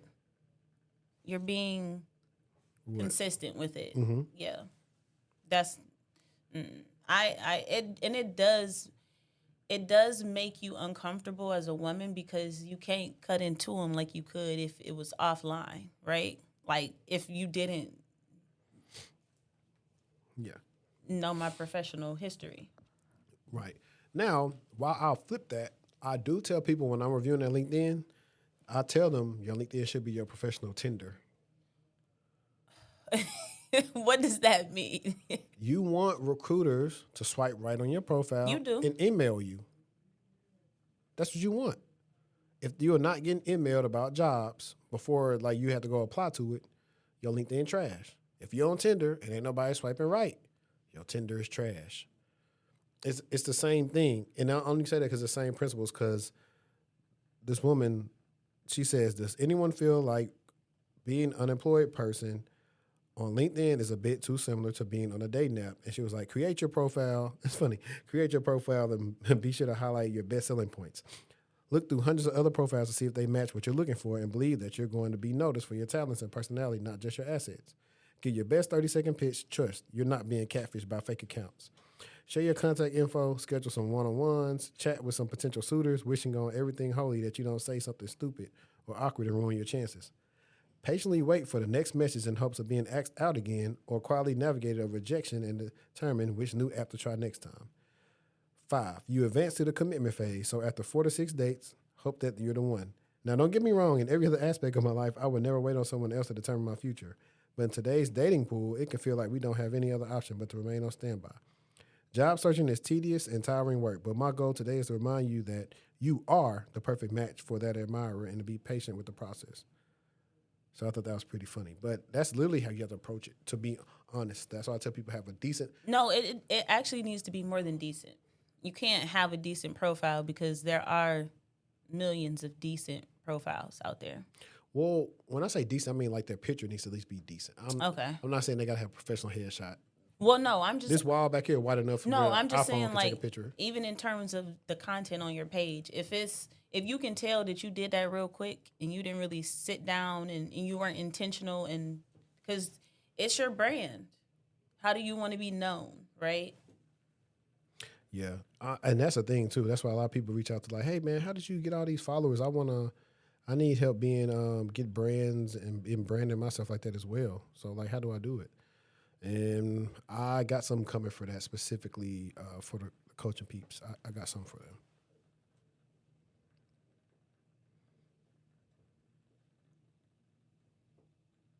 I think you next. Let's see. I think that was all mine. You sure? Yeah. Okay. You didn't do L3 hairs? Yeah, I'm gonna wait for that one. I think I have a couple of other ones that are actually being cool. Because I believe this past week, Amazon did the layoffs? Yeah, child. And so I thought it was a joke. Like, I literally thought people was like, I was like, wait, is this the truth? Yeah. This was on November 3rd. This article came out. But it said Amazon CEO Andy Jassy says the recent layoffs of 14,000 people was about culture. How many people? 14,000. Why was people saying 30? I don't know. Who knows? I know there was one thing. I literally heard. That's why I was like, that's not real. They might have increased it. I didn't see 30. I just typed in Amazon tech layoffs. And I'm not saying that, 14 is still a lot. I'm just saying I thought it was 30. Yeah. But Amazon hired a lot during the pandemic, so they still been trying to right size. But I feel like it's also, they got to be more specific with what, like, Amazon's a huge company. Like, that could be across. Mm-hmm. Yeah, they had a lot, though. I'm going to read it and see what they say. They said it's about culture and not financially or AI driven, which I think is a lie. I did see that. I totally think that's crock of beans. Amazon CEO Andy Jassy addressed the company's recent layoffs during his quarterly earnings call on October 30th, saying the decision to cut 14,000 corporate positions was based on cultural factors rather than financial or AI-related reasons. In the words of the illustrious Floyd Mayweather, I want you to take out a big knife. What'd he say? Yeah, that's what he said.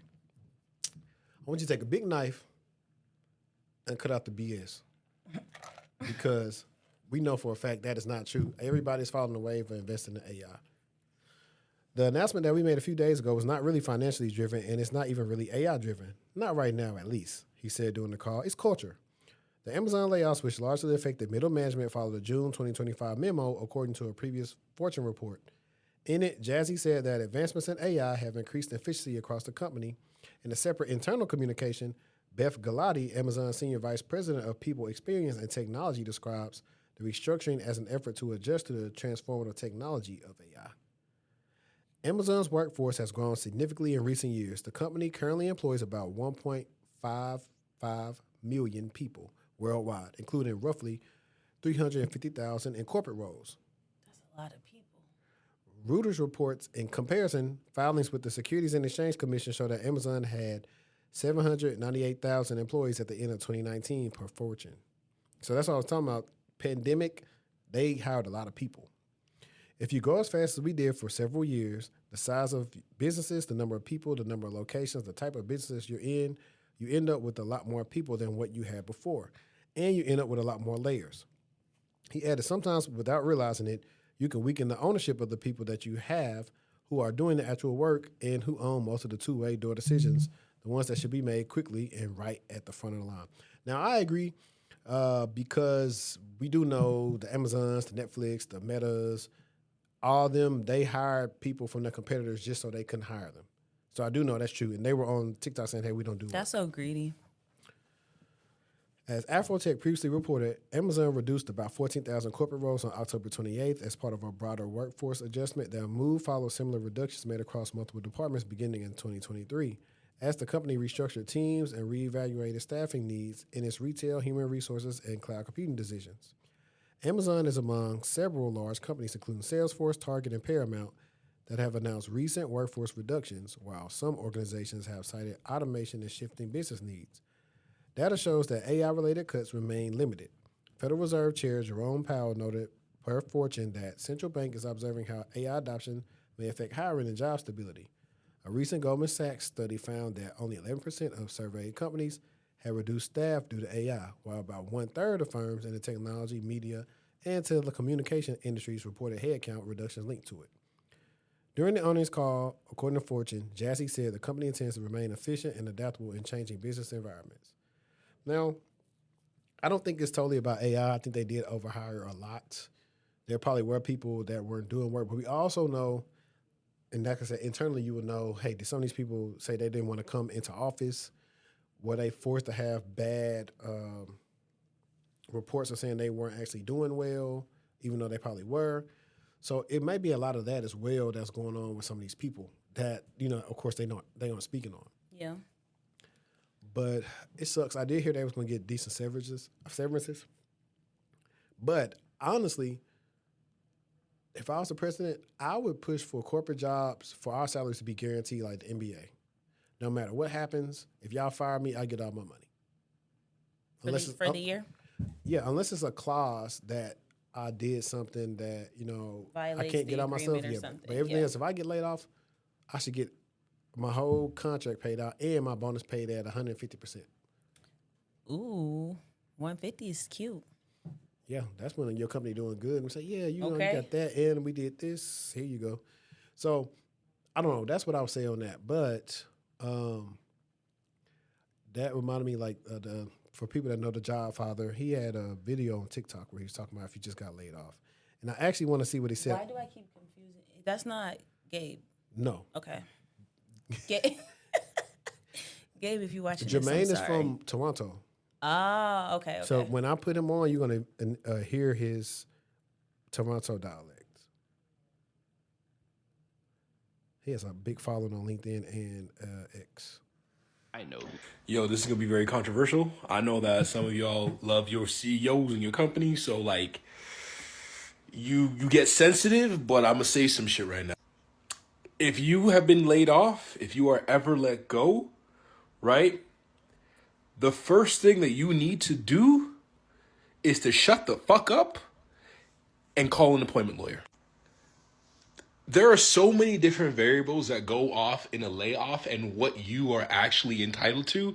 It varies by country, state by state, province by province, in some cases, city by city. And believe you me, it is in your employer's best interest to give you a shitty offer. They will try to skirt and not give you what you're entitled to quickly. I actually think that one of the downsides of layoffs happening so frequently, as outside of the million of downsides, is that it normalizes it. So there's less heat for when a layoff happens. At my last full-time job when I got laid off, they gave everybody it made the news. It was such bad PR. Everybody was in shock. And like they gave us an amazing benefits goodbye package, right? I was just there for literally like under a year by a week. And when they let us go, they gave us like full everything that we could have asked for. Plus, they extended our healthcare coverage by like another 6 months. And they allowed me to keep a MacBook Pro that they gave me for my own personal device. And it still had Apple Care on it for a full year after the fact. Now, when a company lays you off, bruh, they don't give a single solitary.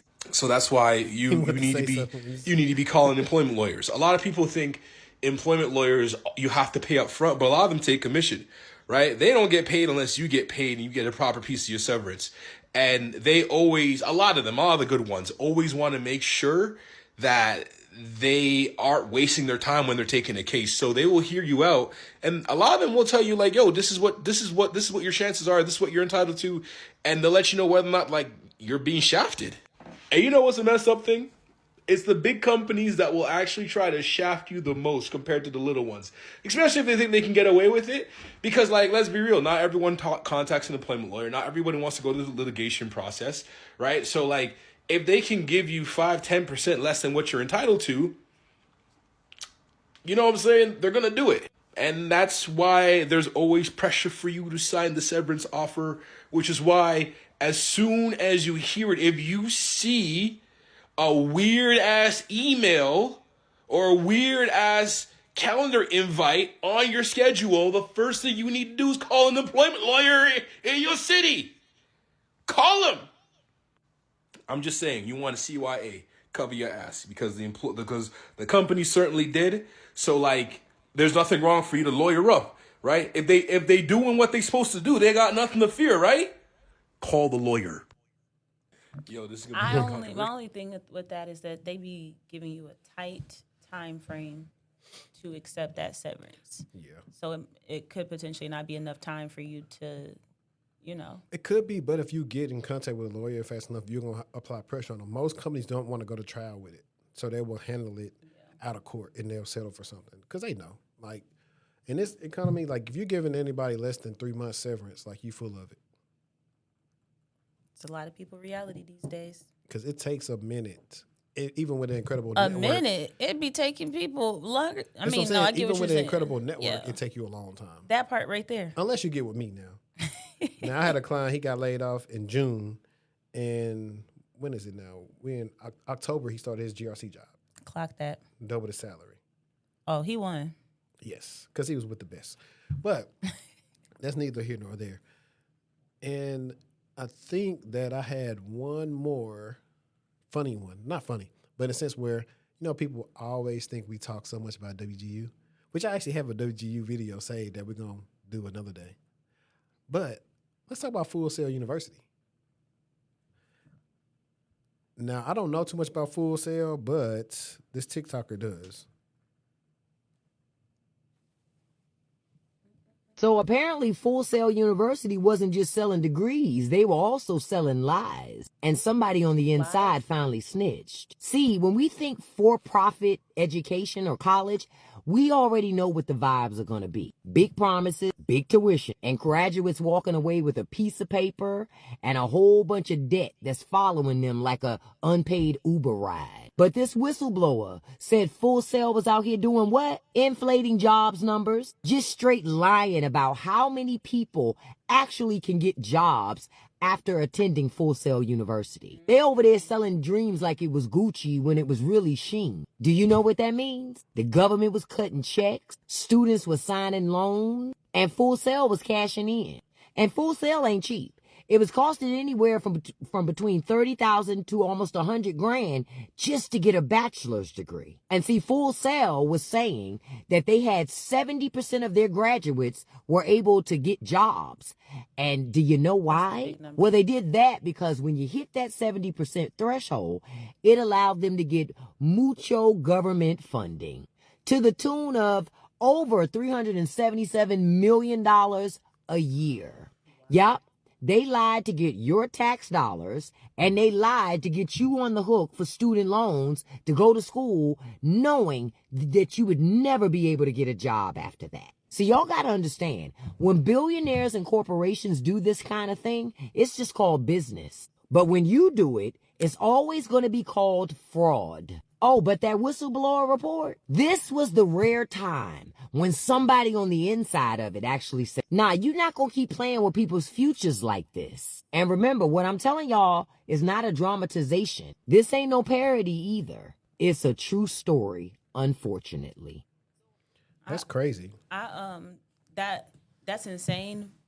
The reason why it's insane. But the reason why I'm saying it's insane is because, for example, like I've been looking at law schools, and you want to see like how are the students doing that graduated from this school, and if you see things that aren't true, you pick this as a school, and it was not a good option. I wonder if they can be sued by students. Oh, for that. it's probably like some type of class That's action exactly because that like school is expensive for you. Yeah, that's why a lot of them. They getting That's over. why a lot of them for-profit joints they end up getting sued just because unrealistic expectations. Like that's a high number. 70%. 70 is crazy. 70 is high. And you know what I'm saying, guys, it's not WGU. Like I said, it's Full Sail. If you went to Full Sail, leave us a comment below because I didn't know anything about it. I've heard of it. I feel like a lot of those scammy schools came into more fruition during the pandemic. I feel like they've been around since. They always been around, but I'm saying yeah. like it was just shoved in your face. What was that? You sitting on the couch anyway. Everest, Yeah. Everest Cousins. College, Phoenix, Yeah. all them type of universities. I had one because I thought it'd be pretty cool to talk about it. It's the remote jobs that will survive layoffs, and I want to see if we actually agree with it. It's 7 remote jobs that will survive the next layoffs.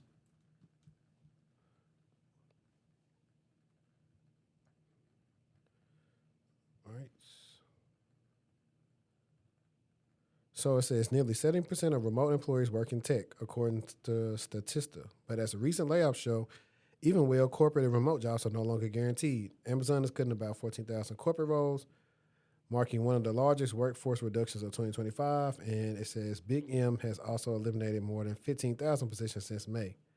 Even so, remote and hybrid work remain popular, with flexible job postings continuing to rise.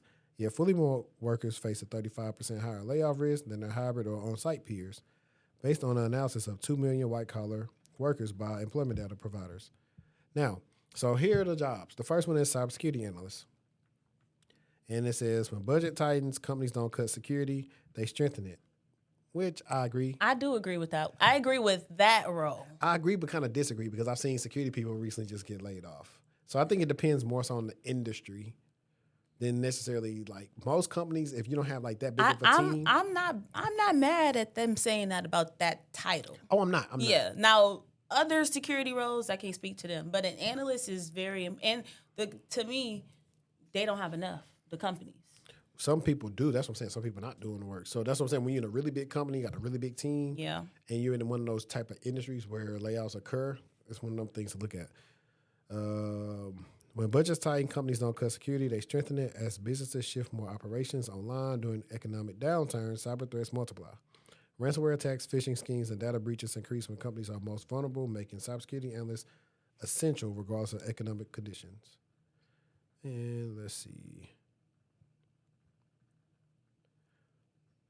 And it says, so I'm not going to read like probably everything, but that's the first one. And then it has an anecdote that says like, why is layoff proof? Every company with an online presence needs cybersecurity, making these remote jobs critical infrastructure rather than optional expenses. Now, number 2, I agree with for sure. Healthcare IT specialists. I ain't really seen them titles get laid off. Exactly. The healthcare industry doesn't pause during recessions, and neither does its technology infrastructure. Healthcare IT specialists manage electronic health records, ensure HIPAA compliance, troubleshoot telehealth platforms, and maintain the digital systems that keep medical facilities running. Why is layoff proof? Healthcare remains essential regardless of the economic conditions, and the technology supporting it requires constant maintenance and expertise. Number 3, probably be a shocker, accounting and financial analysts. I'm not shocked. During economic uncertainty. Like Fidelity, or what's the other one here? Which one? They all here. What is the blue one? I think they real big. They campus is huge. Blue? Maybe it's not blue.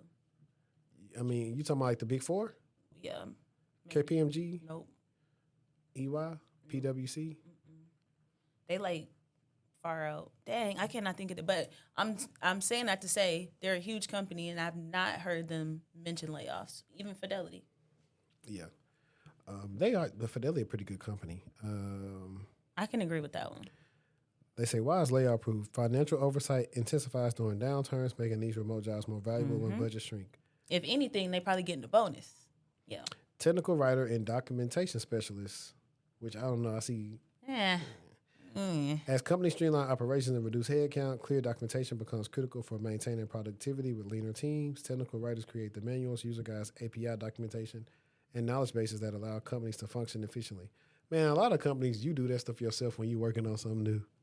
Yeah. That's why I'm like, I don't know that to be its own role. I know that Right. to be, like you said. I know in some places I you mean, get a technical writer. Absolutely. Why is layoff proof? Documentation becomes more valuable when companies operate with reduced staff and need to maintain productivity. The 5 is insurance agent and risk management consultant. What was it? Insurance agent. Okay. Protecting assets becomes a higher priority during economic instability. What is an driving sustained- insurance agent? Like a claims person? I guess so. Okay. I mean, I can see that. Yeah. They don't But get I think it might be more of insurance people that work with companies more than personal people. I think. I don't know. Oh, like somebody has their own agency. Probably because Yeah. I mean, like cyber insurance has actually become a niche area that people can get into if you've worked in insurance. I actually talked to this guy this year. I don't know where I was at or where I met him, but he has his own agency, and he was just telling me how he told a business that they should get cyber insurance. They said no, they didn't want to. He told them to at least get a smaller policy. They did, and they got compromised.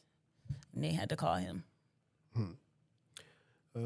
Customer success manager, which I kind of feel like this. I don't agree with that one. Right. They said not all customer success roles are created equal during layoffs. While luxury brands and discretionary services companies may cut these roles, customer success managers in essential services remain critical. This includes healthcare, software, financial platforms, insurance technology, cybersecurity, and business infrastructure tools. Why is layoff proof? Customer retention is essential. Services directly protects revenue streams and making these remote jobs valuable during budget cuts. They got a point. They got cut though. Yeah. Across a lot of companies, I know. badly. I agree. That's what I'm like. I don't know. Like, are they just using straight data? Like, I don't know how recent the data they got from this.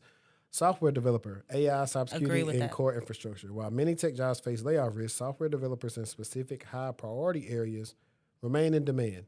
Developers focus on artificial intelligence, cybersecurity, and core infrastructure work on system companies cannot afford to neglect, even during economic downturns. I agree with that. I don't know if it's true, but I do think that if you're a SWE, it might be easier for you to find a role because the roles are always there. Right.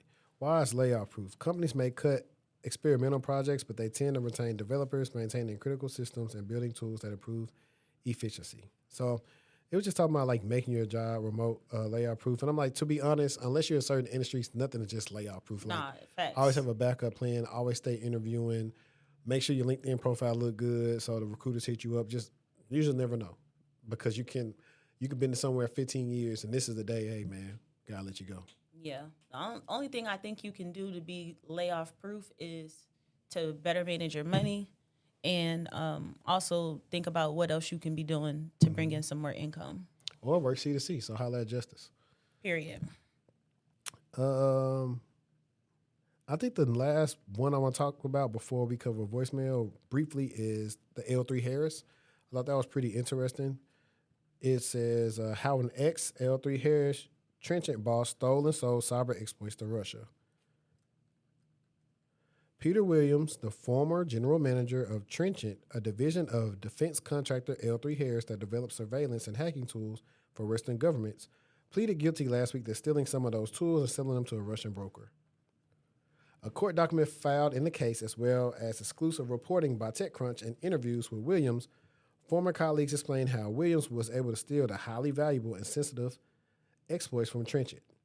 Williams, a 39-year-old Australian citizen who was known inside the company as Doogie, admitted that prosecutors that he stole and sold 8 exploits or 0 days which are security flaws in the software that are unknown to its maker. He sold or stole?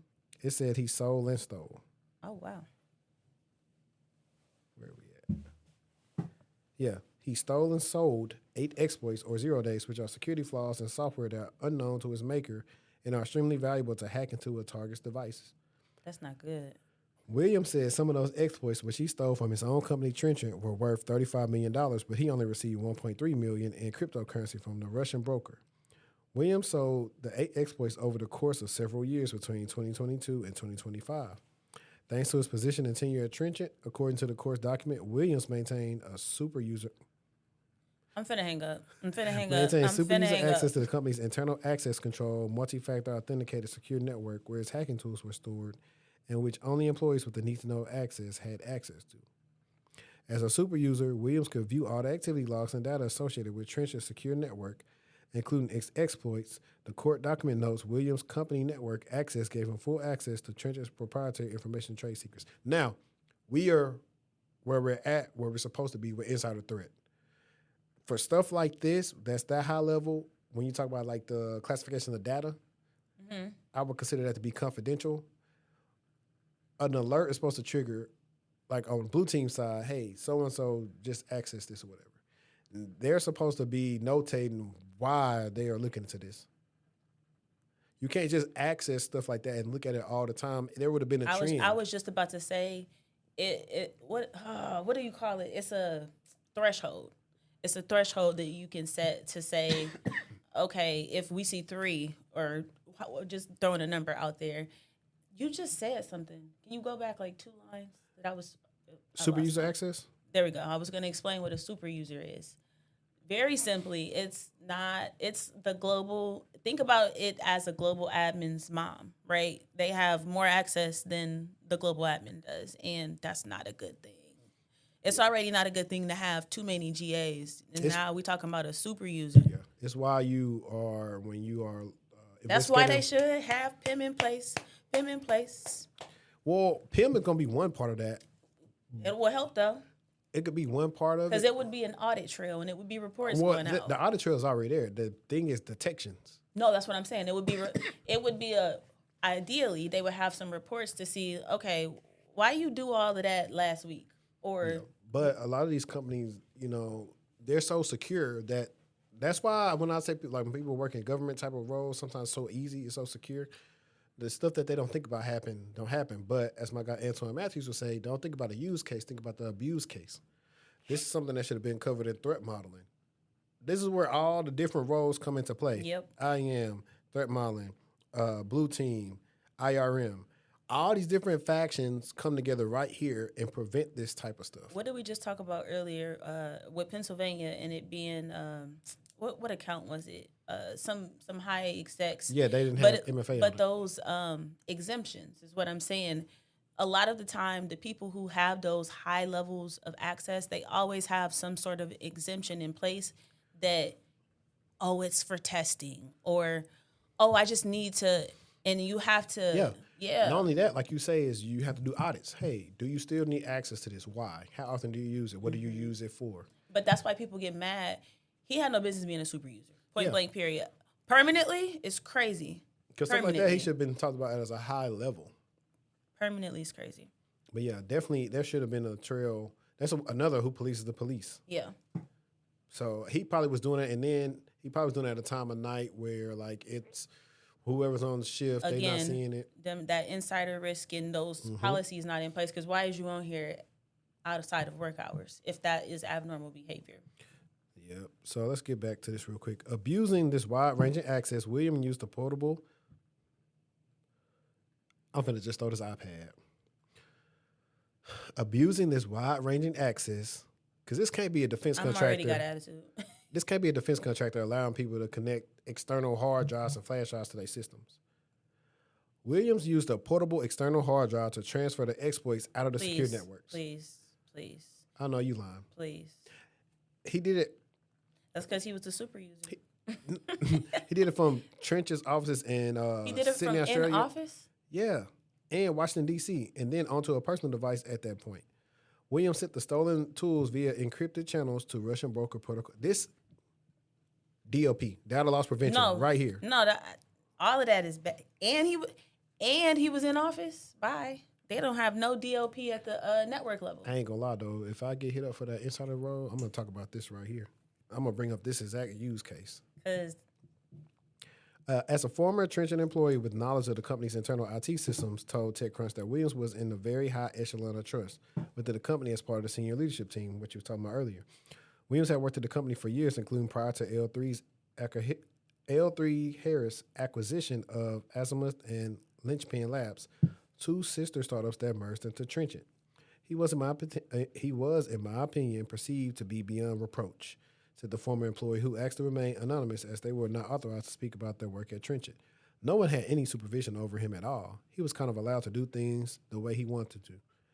Another former employee, who also asked not to be named, said that the general awareness is that whoever is the general manager would have unfettered access to everything. Before the acquisition, Williams worked at Lynchpin Labs, before then at Australian Signal Directorate, the country's intelligence agency tasked with digital and electronic eavesdropping, according to the cybersecurity podcast Risky Business. Sarah Band, spokesperson for L3 Harris, did not respond to the request for comment. Okay, this is a long article, and y'all can read the rest of it. That just sums it up. That is just crazy that he had like all this access, and they try to bring stuff over. The defense contractors try to handle the digital systems like it's the military, and I think that's where they mess up at. And I just, for the life of me, do not understand why you let people connect external drives, flash drives, log onto their personal cloud storage. Connected and extract some data. Yeah. Bye. It'd have been automatically unusable time you plugged it into the device. It should have immediately. Somebody should have been like, "Hey man, what you doing?" Because I could see if he was a little stick, say he used a company. No, for his role. No, you know what? For his role and his permission, clearly he is being excluded from. Well, no. I'm gonna say when we work for TSA, if somebody wanted to use a hard drive or flash drive or something like that, it had to be one that was TSA approved that they pretty much had. Got stuff on it. But even then, certain stuff is just not supposed to be. Because if you ask them, all you have to do is say, "Hey, man, what you doing with that?" Yeah. That's literally what you have to do and ask them. So I don't know, man. This was actually pretty interesting one. People stay doing stupid things. Like we might have a new segment called of job workers do the stupidest things. Like that's what the segment is going to be. But before we get out of here, somebody left us a voicemail. All right, here we go. Yeah, they left it on the 27th. All right, so we're about to respond to one voicemail, and then we're going to let y'all get back to y'all day. I'm calling in with a question inspired by Atomic Habits by James Clear. So in IT auditing and CMMC, organizations often focus on passing the audit instead of building ongoing habits of compliance. How can we shift the mindset from checklist compliance to developing daily habits that naturally support security maturity? It's funny because that lines up what we just was talking about. It do. I think it comes from the top down of saying, hey, they shouldn't be check boxes. We need to make sure that what we are check boxing works. Yep. And also, it's easier said than done, for real. It's extremely easier said than done. I think that everybody gets scary about those audits, and there's always something that the auditor is saying to do, but the company is saying, well, it's not really a big deal to us. Really the whole thing of the audits and everything needs to actually be revamped because you have the people who are doing the audits that don't even understand what they audited. Clock that right there. Clock that part right there. So if you tell them, oh, well, we don't have this in place because of these other mitigations, they don't even get it. They're, to them, not in place. Yeah.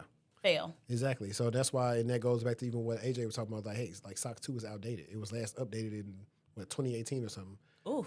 Or 2019, whatever it was, but it's outdated so far. He's like, it needs to be updated to make sense for business to actually be SOC 2 compliance. It's like, it don't really mean nothing if you are pretty much being audited on stuff that's evolved in those years.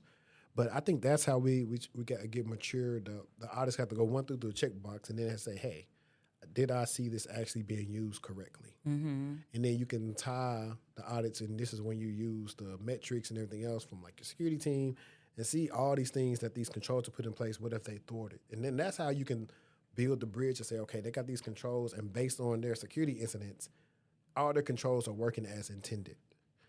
that's how I would say I would make it make sense when it came to auditing and also while the stuff is in place and is it working.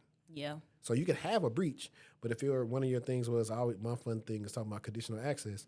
If we implement a conditional access, we see, hey, yeah, this person's password was compromised. However, when this other person tried to log in, they were not able to access any of our company's assets because we have conditional access to only let company provided assets access company infrastructure. And if they see that, it's like, okay, that works. Yeah. That's literally how you do it. But you got to understand why. You gotta understand is the big piece. Why? Yeah, I like that question, Asher. I appreciate you for asking us that question. I know we're short on it, but it was really like a simple answer for me. And stuff like that makes me say, we're going to have another theme, and let's actually draw out what we would do to fix compliance and how we do this and how do we look at these requirements for auditors and kind of go there. But, no, it's been a fun episode. You got anything you want to leave them with today? I do. It's a lot of craziness that's going on in the world these days. So be kind to people. People are out here struggling, having a hard time. So if you can extend some grace, if you can extend some assistance or support to your community members, please feel free to do so. We are in some turbulent times, and we are better together than we are apart. That's my little spiel of the day. What you got for the people? Instead of me saying it, this is what I'm going to just leave y'all with. And y'all should know the movie. I shouldn't even have to say it. All right. Can you please? You love that clip. Hey, we're going to see y'all next week. It's been another episode of TechTual Talk, man. Y'all enjoy y'all weekend. We're going to enjoy ours. And we out.